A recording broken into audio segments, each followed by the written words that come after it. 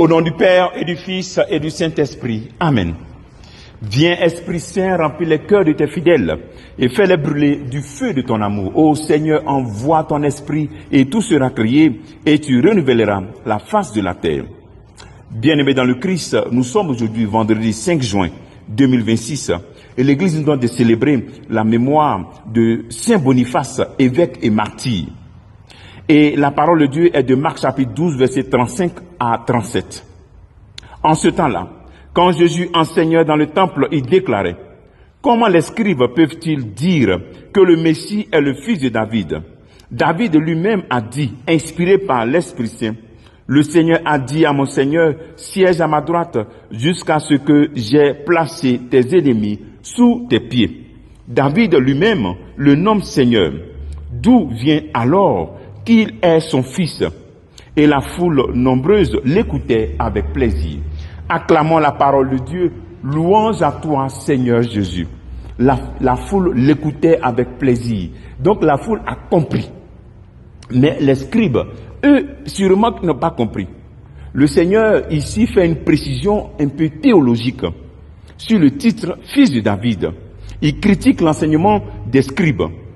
Mais cet enseignement est aussi très répandu. Parce que nous rappelons que l'aveugle de Jéricho l'appelait « Fils de David, prends pitié de moi ».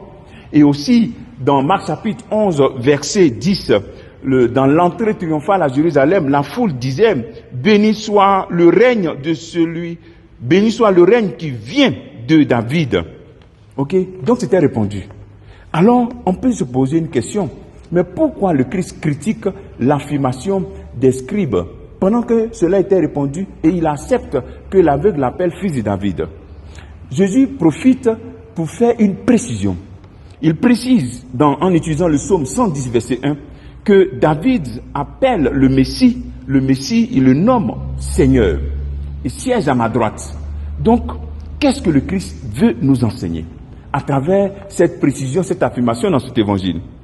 Jésus est contre l'intention qui est derrière le titre fils de David tel que les scribes enseignent. Parce que les scribes enseignent ce titre fils de David en joignant ce titre fils de David au Messie attendu comme fils de David, c'est-à-dire un roi glorieux, fort, dominant.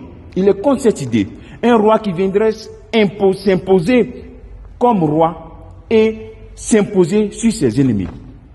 Et donc le Christ est contre cette idée réductionniste de son identité de Messie. Donc Jésus veut nous dire qu'il n'est pas ce roi humain qui vient s'imposer pour régler toutes les attentes du peuple de Dieu. Il ne voudrait pas qu'on puisse le réduire à une figure historique, à un simple roi humain. Jésus profite pour annoncer à travers cette explication son origine divine.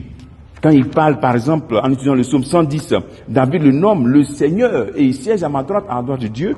Ok? C'est tout simplement, il essaie de nous faire comprendre son origine divine. Son origine divine. Il règne avec Dieu. Voilà.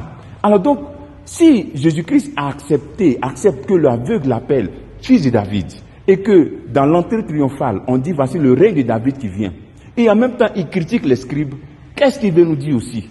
Il veut nous dire, il veut nous affirmer ici sa double nature. Jésus-Christ, vrai Dieu, il est aussi vrai homme.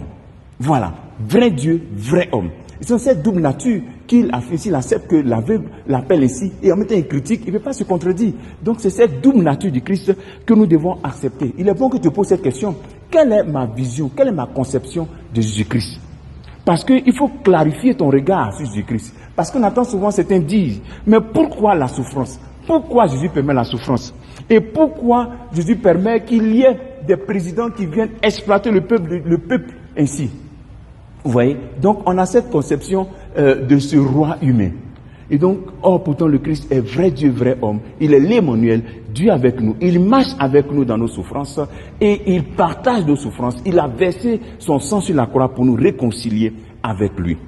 Et aussi, en clarifiant notre identité, notre image, du Christ, ça nous permet d'être forts face aux mauvaises compréhensions qu'il y a autour de nous. Parce que beaucoup ont une image très erronée de Jésus-Christ parce qu'ils ne sont pas formés. On voit souvent les débats sur les réseaux sociaux où certains disent, bon, comme le Christ priait, donc il n'est pas Dieu. On dit Jésus prie, donc il n'est pas Dieu. Comment un Dieu va prier? Or pourtant, Jésus-Christ, il est vrai Dieu, vrai homme. Et ici, dans cet évangile, nous avons cette affirmation que le Christ nous fait qu'il est vraiment vrai Dieu et vrai homme. Et que toi, tu devrais clarifier ta vision et ton image que tu as de lui dans ta vie. Ok? Et ne pas avoir une mauvaise conception de lui. Et avoir la bonne conception. L'attitude que nous devons avoir dans cette conception de qui est le Christ, vrai Dieu, vrai homme, c'est l'attitude qu'un grand théologien jésuite, Hans von Balthasar, du XXe siècle, disait qu'il faut cette théologie du genou fléchi, de fléchir le genou et adorer le Christ, vrai Dieu et vrai homme, et faire notre expérience avec lui. Le travail que tu peux faire en ce jour, c'est qui est Jésus et quel est le Jésus que tu adores réellement. Que Dieu te bénisse au nom du Père et du Fils et du Saint-Esprit. Amen.